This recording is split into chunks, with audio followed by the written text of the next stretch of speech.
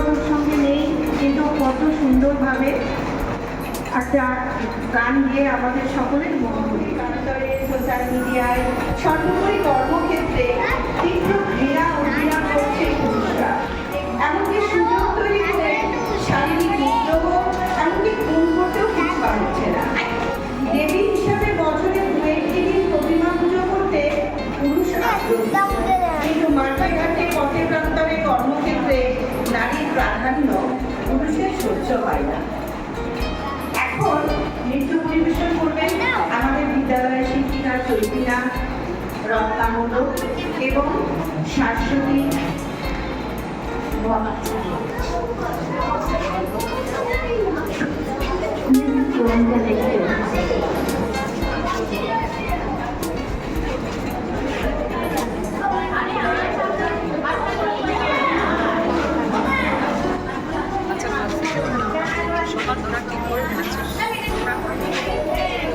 একটা কাগজে ওইটা কিছু আলাদা হলে বা কাগজে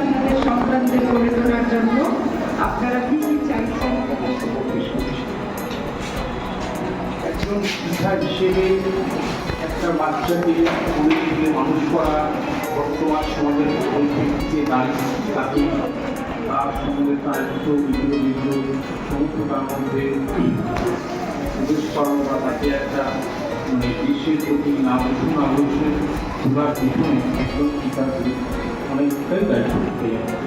পিতা শুধু সন্তানের জন্ম দেয় না, তাকে সুন্দরভাবে মানুষের মতো মানুষ করার পিছনে একটা অপূরণীয় গুরুত্ব দায়িত্ব। একজন পিতাই এই একটা বাচ্চা যখন প্রথম জন্মায় সে তখন তার প্রথম হাতটা বাইরে তার পিতার মাতার দিকে, এবং সে তখন প্রথমেই এই আপন নিরাপদ জায়গাটা ভাবে এবং সেই আপন নিরাপদ জায়গাটা সে তখন হয়তো তার মা বাবার কাছ থেকে গ্রহণ পায়। একজন বাচ্চা প্রথম তার মা বাবার হাত ধরে একটা স্কুল বা শিক্ষক প্রতিষ্ঠানে আসে এবং সেইখানে সে তাকে তার বাইরের জগৎ সম্বন্ধে আমরা শোনাচ্ছি যা বলছি, আমরা আমাদের যে বাচ্চারা আছে তারা বাড়িতে যখন মোবাইল ঘাটে তাদের মাথায় রাখতে হবে মোবাইল যে জিনিসটা সেটা না দেখে সামনের পথে এগিয়ে যেতে। মোবাইলের থেকেও অনেক বড় জিনিস আছে, যেমন ল্যাপটপ। যেমন দিদিরা বললো যে আমাদের স্কুলে ল্যাপটপের একটা ব্যবস্থা করা হবে পরে, ঠিক আছে?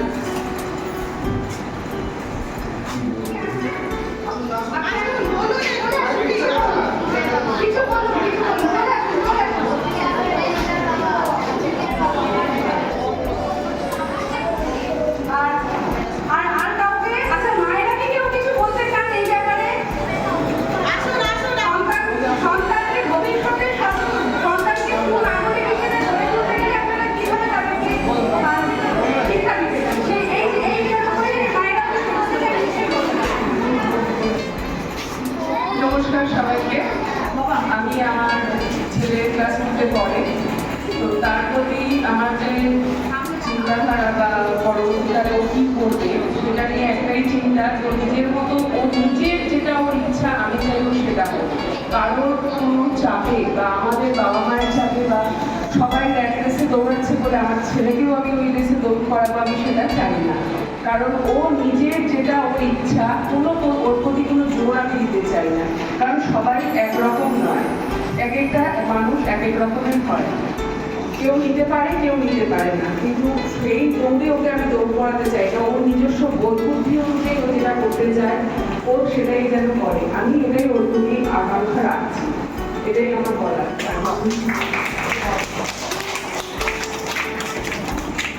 আর কেউ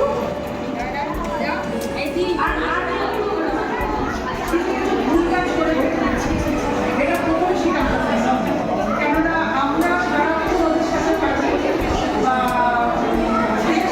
আমরা তাদের যে আশকারা দিয়ে ভীষণভাবে এই আশকারাটা দিয়ে দিচ্ছি, মা একটু মোবাইলটা দেখে একটু থাকি, আমরা দিয়ে দিচ্ছি, আমরা বলছে থাকি। কিন্তু এই জিনিসটা আমরা জেনে শুনে ভুল করি, এই জিনিসটা আমাদের করা উচিত। সবার আগে আমাদের নিজেদের ঠিক হতে হবে, আর আমাদের দেখে অনুপ্রাণিত হয় আমাদের ছেলেমেয়েরা ঠিক হবে। আমরা যদি ভুল করি বা আমরা যদি আশকারা দিই তাদের মাথায় তুলে দিই, ওরা তো করবে, কিছু করার নেই। আমরা চেষ্টা করবো কীভাবে ওদেরকে সব দিকে শিখতে হবে, যেমন শিক্ষা, যেমন খেলা, যেমন সব প্রতিযোগিতায় তাদের অংশগ্রহণ করতে হবে। এতে তারা মানে প্রতিযোগিতায় পুরস্কার পেলেও কি রাখলো সেটা সব প্রতিযোগিতা বা সব কম্পিটিশনে তাদের যাওয়া উচিত, পারুক আর না পারে যেটা তাদের বোঝানো আমরা যে তুমি পারবে না তোমাদের যেতে হবে না, কিন্তু তাদের মনে সাহস দেওয়া তাদের মানুষের মতো মানুষ হবে। আগে নিজেকে ঠিক জায়গায় লক্ষ্য রাখো, যেমন একটা মানুষ হবে। শিক্ষা তার সঙ্গে সঙ্গে করতে হবে। অন্যায় দেখলে ছোট অন্যায় হোক বড় অন্যায়, তোরা ছোট থেকেই শুরু করে অন্যায় সবসময় প্রতিবাদ করি। অন্যায়কে কখনো আপোষ করে করবে না, যেখানে অন্যায় দেখবে সেখানেই তার প্রতিবাদ করার চেষ্টা করবে। আর কিছুতেই নিজেকে এগিয়ে নিতে হবে। শিক্ষার সঙ্গে সঙ্গে মানুষ হওয়াটা সব থেকে বেশি দরকার। একজন বৃক্ষ যদি রাস্তা করে যায় তাকে আগে টেনে নিতে হবে, তাকে এগিয়ে দিতে হবে, কিন্তু সবাইকে যুবজন্মের শিক্ষা দিতে হবে।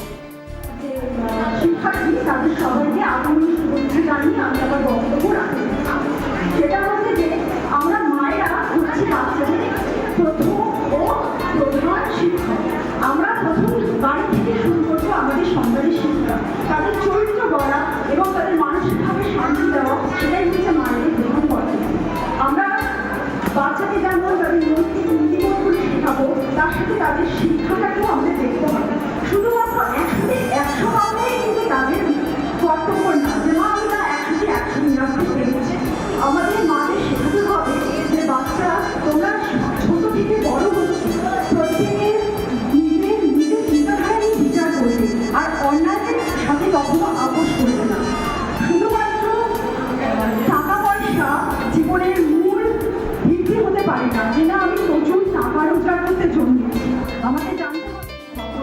শিক্ষককে আমার প্রণাম এবং যারা অভিভাবক রয়েছে এবং শিক্ষার্থীরা আছে সবাইকেও আমার নমস্কার।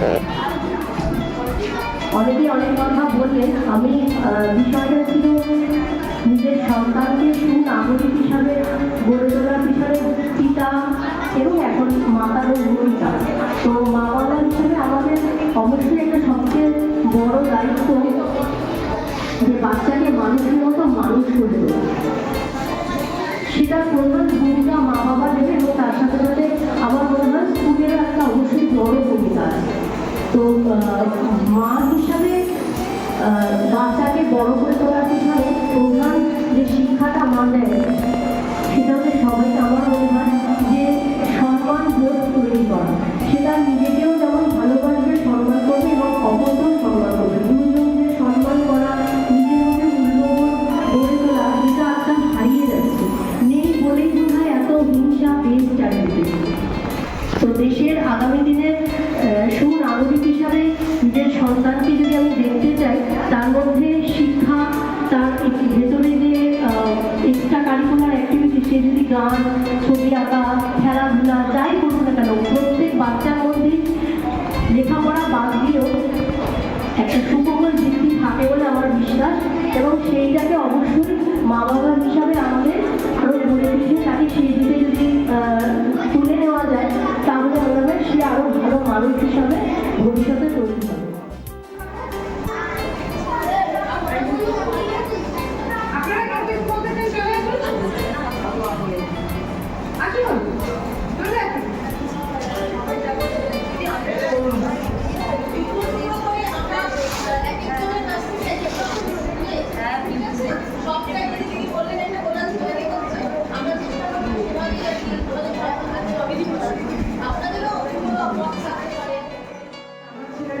আমার সন্তানরা কী করে ভালো মানুষ তৈরি হবে এবং তাদের মধ্যে এই মানসিকতা বলতে থাকে যে তারা অন্যকে সম্মান করি, শ্রদ্ধা করি এবং অন্যের দুঃখটাও বুঝি, অন্যের হাসিতে আমি হাসবো, অন্যের দুঃখে আমি দুঃখ হবো, বা আমার মধ্যে জীবনে থাকা দরকার যেটা আমি সবাইকে সকলের সাথে নিয়ে চলছি।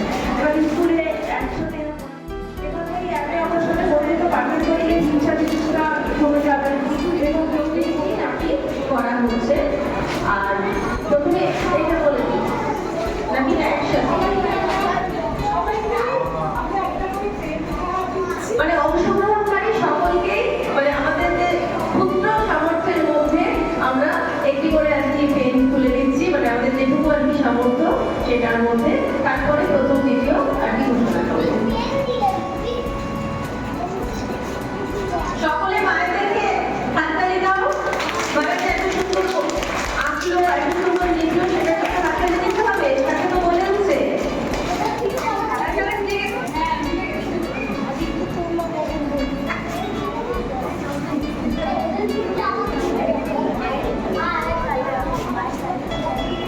আমি প্রথমে দ্বিতীয় হয়েছে তার নামটা ঘোষণা করছি। বর্ণালিদি, আমাদের প্রধান শিক্ষিকা বর্ণালিদি, যিনি দ্বিতীয় হয়েছে তার হাতে পুরস্কার তুলে দেবে। দ্বিতীয় হয়েছে অঞ্জু দাস, সৃজন দাসের গার্জেন, আমি যদি ভুল বলি বলবেন। তৃতীয় শ্রেণী সৃজন দাসের গার্জেন অঞ্জু দাস, একটু এগিয়ে আসবেন। উনি লিখেছেন আমাদের দাবি, মানে একদম সাধারণের মধ্যে নারীদের সুরক্ষা ও সুস্বাস্থ্য, নারীদের যোগ্য সম্মান, নারীদের সর্বত্র সম্মানের অধিকার উনি চেয়েছেন। মানে একদম সাধারণ সাদা মাথার কথায় উনি ওনার বক্তব্যটা পরিষ্কার আমাদের বোঝাতে পেরেছে, ঠিক আছে? সে কারণে আমরা দ্বিতীয় হিসেবে তাকে বেছে নিচ্ছি। আর প্রথম হয়েছে শুভদা জানা, অত্রি জানার গার্জেন, তৃতীয় শ্রেণী, একটু এগিয়ে আসবেন। উনি খুব সুন্দর যেমন লিখেওছেন, বক্তব্যটা ওনার একটা পৃথিবী হাতের মুঠো থেকে বেরোচ্ছে, যে মানে আমরা শিকল ছেড়ে বেরোচ্ছি, আমরা যে স্বাধীন, পাখি যেমন উড়ে বেড়ায় আকাশে, সেটার মধ্যে নিজেদের অধিকারগুলো উনি কি বলেছেন, মানে চেয়েছেন, সেটা আর কি লিখে উনি আমাদের জানিয়েছেন। তার মধ্যে একটা দুটো আমি পড়ছি: স্বাস্থ্যের অধিকার, সমান মজুরি অর্জনের অধিকার, বৈষম্য বা পক্ষপাতিত্বের থেকে মুক্তির অধিকার, সম্পত্তির মালিকানার অধিকার, নিজের শরীর সম্পর্কে পছন্দ করার অধিকার, জনজীবনে অংশগ্রহণের অধিকার, শিক্ষিত হওয়ার অধিকার।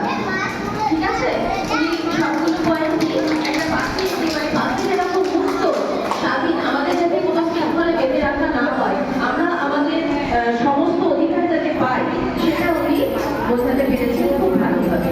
তো ওনাকে ওই জন্য আমরা প্রথম হিসেবে আর কি বেছে নিয়েছি। প্রত্যেকে সুন্দর প্রচেষ্টা করেছেন, খুবই ভালো করেছেন, আগামী দিনে হয়তো আরো ভালো করবেন। এবং ওই যে একদম একদম আপনারা এগিয়ে আসলে, মানে প্রথম দ্বিতীয়টা এখানে অংশগ্রহণটাই এখানে সব থেকে বড় কথা। ঠিক আছে, মনের কথাটা যে বেরিয়ে আসলো, একটা একদম একদম কোনো ব্যাপার নেই এখানে। ঠিক আছে, একদম ঠিক আছে। এইবারে সকলকে আর কি আপনারা যে অংশগ্রহণ করেছিলেন সেটার জন্য একটি করে পেন দিয়ে আপনাদের সম্মান জানানো হচ্ছে।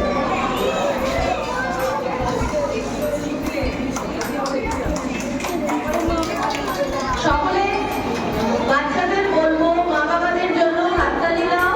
মা বাবারা অংশগ্রহণ করবো, এত সুন্দর বললো, তোমাদেরকেও ভবিষ্যতে কিন্তু এখানে এগিয়ে এসে বলতে হবে।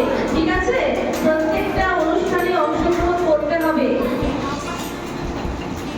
এখানে আসি প্রথম যিনি, প্রথমে আমি বলি, দ্বিতীয় হিসেবে সবাই বলেছে, প্রত্যেকে একটা একটা করে পয়েন্ট, কি দুটো করে পয়েন্ট, তিনটে করে পয়েন্ট বলেছে।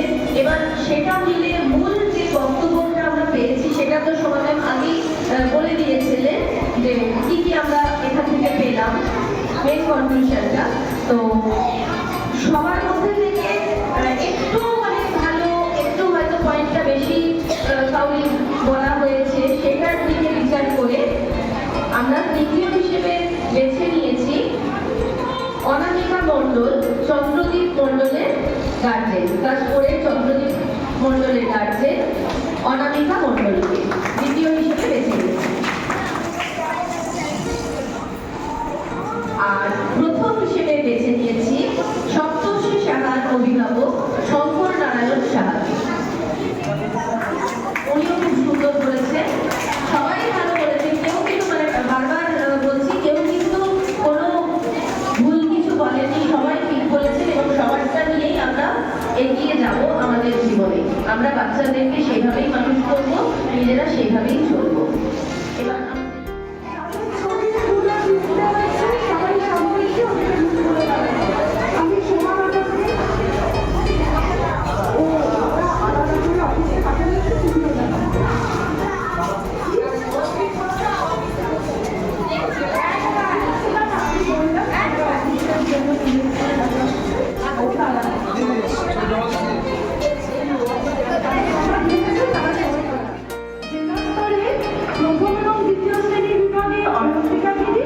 আমাদের স্কুল থেকে, এবং তৃতীয় এবং চতুর্থ শ্রেণীর বিভাগে আমাদের স্কুল থেকে তৃতীয় শ্রেণীর অত্রিজানার সামার প্রজেক্ট সিলেক্টেড হয়েছিল। এই গেল ওদের দুজনের সামার প্রজেক্টের কথা। এবং আমাদের আরেকটা সেই সময় কম্পিটিশন হয়েছিল রাজ্য স্তরে, যেখানে জেলা স্তর অব্দি আমাদের চতুর্থ শ্রেণীর অশ্বিনী বিশ্বাসের একটি গাছের আত্মকথা লেখাটি জেলা স্তর অব্দি সিলেক্টেড হয়ে পৌঁছেছিল। তো আজকে প্রথম শ্রেণীর অয়ন্তিকা গিরি অনুপস্থিত আছে, উপস্থিত আছে চতুর্থ শ্রেণীর অশ্বিনী বিশ্বাস। আমি অশ্বিনী বিশ্বাসকে এখানে থেকে নেব। এবং আমাদের তৃতীয় শ্রেণীর অত্রিজানা উপস্থিত রয়েছে, আমি অত্রিজানাকে এখানে ডেকে নেব।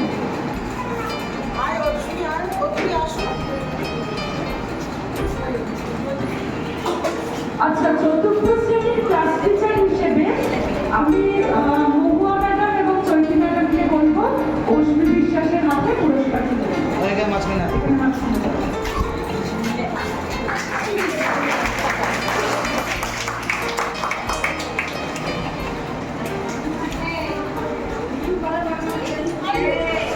তৃতীয় শ্রেণীর ক্লাস টিচার হিসেবে আমি রত্নাবলী মোদক এবং সরস্বতী দিকে বলবো যে